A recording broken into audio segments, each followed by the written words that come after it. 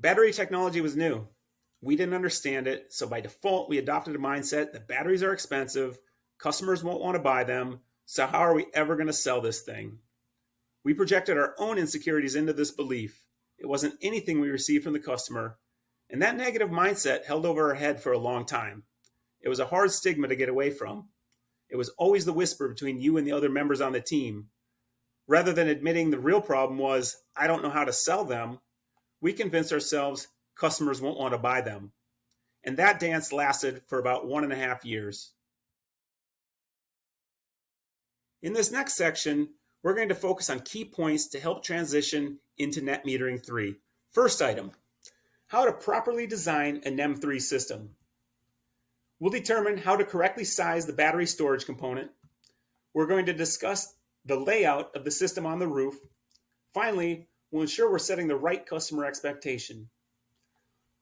Understanding these 4 items will put you in the driver's seat.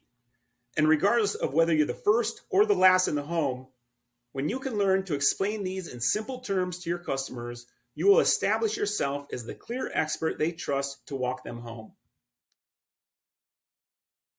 And here's a question to jumpstart the training. Under net metering guidelines, why do we put panels on the south roof? The typical answer, we're in the northern hemisphere, the sun moves across the southern sky, south-facing panels receive the most peak sunlight exposure, leading to greater energy production. And all those answers are correct under net metering. But what did I mention earlier? We're no longer selling net metering, and we need to change the way we think about energy production.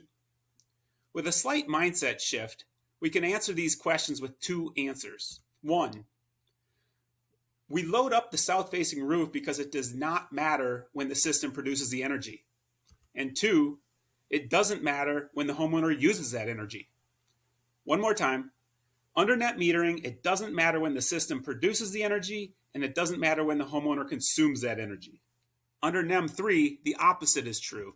1, it does matter when the energy is produced, and 2, it does matter when the energy is consumed.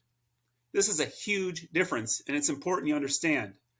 This is probably a good time to interject that our goal under NEM 3 is to send as little power as possible back to the utility. If the retail cost of power is 44 cents and SDG&E is offering you 8 cents, that's a terrible exchange for customers. The closer we can get to self-consumption, meaning we produce the energy on our roof, we use it in real time, and we store the excess, this now means we're sending less back to the grid, and this will create a much higher benefit for your customers. When we're shooting for a complete offset, just as we discussed earlier, we're designing 2 systems: how many panels they need and how many batteries are needed. If 100% offset isn't the goal, maybe it's not in their budget, maybe they won't get approved for the full loan amount, maybe they're part-time residents, or maybe they're just unsure about the new proposal and they're tiptoeing into this. Whatever the reason, if the goal is less than a full offset, as sales professionals selling a high-end product, it's our responsibility to set the realistic expectation of what the homeowner can expect once their system is turned on. One of the most critical pieces of information to design a NEM 3 system is understanding your customer's daytime versus nighttime usage. This serves multiple purposes. First, it enables us to correctly size the system, ensuring that we've included the correct amount of battery storage. And second, it enables us to set proper customer expectations. With a high degree of accuracy, you'll be able to inform them how much their bills will be after the solar is installed, regardless of how many batteries they choose.